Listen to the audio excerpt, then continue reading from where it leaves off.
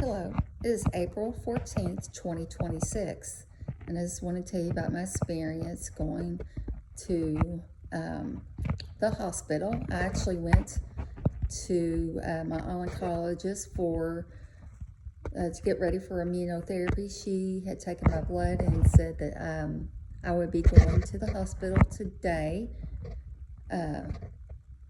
which was on Friday. She said, because your calcium's too high. And I went to the hospital. Actually, they started IV right there in the office of saline, I guess. And I was in the hospital from Friday to Monday.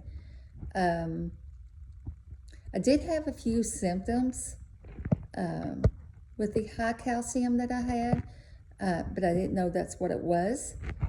I had vomiting, and I got dizzy. And I thought it was due to the ablation that I just had on March 10th. I thought maybe, it was just side effects from it, even though it had been almost a month since I had the ablation surgery.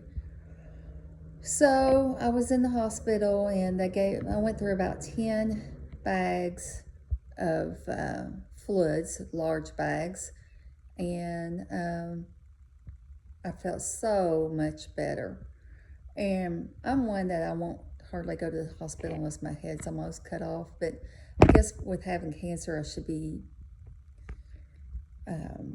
think about even the little things that happen that, could really mess me up and cause me to go be in the hospital for 4 days. So I'm going to be more cautious with that. Also spoke with Anthem nurse today, and she gives me a lot of information on why something's happening, or she'll give me information on what's going to happen if I have a procedure done, and that's very, very helpful.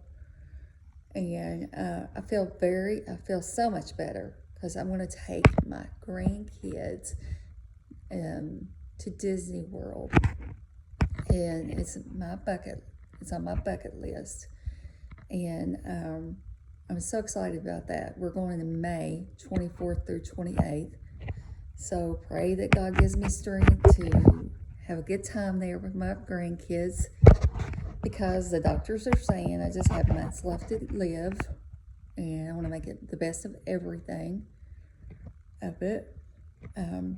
Just want to thank my husband. He has been so good to me through this process. Been right there all the time at the hospital. If he can't be there, he makes sure, one of the girls are there, one of the son-in-laws are there.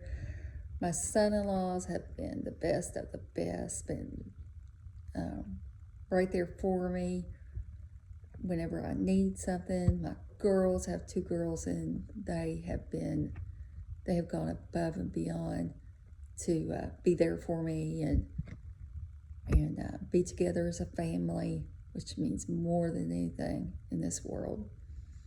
And I did tell the doctor, he came in and he said, I think you're going to be okay with your calcium being too high, but do you want to be on a ventilator, or do you want to be resuscitated? And I said, no, I don't want either one. And my oldest daughter got really upset, but I'm doing everything I can to fight this cancer. But if it's my time to go, it's going to be my time to go. I don't want to be in a bed where I can't get up and I can't get to the bathroom, and I don't want to be like that. No worries for me, because I have asked Christ to come into my heart. I had many years ago. I've asked God for forgiveness throughout the years of everything I've done.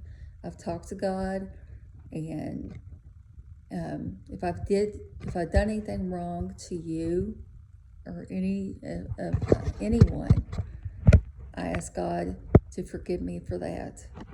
And I want to let you know I would have done differently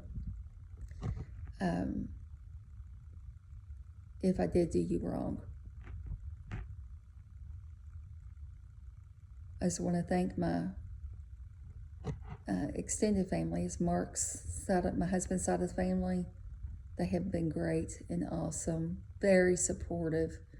They love me like I'm like I was on their side of the family. I'm just an in-law, and they treat me so good and been there right there for me.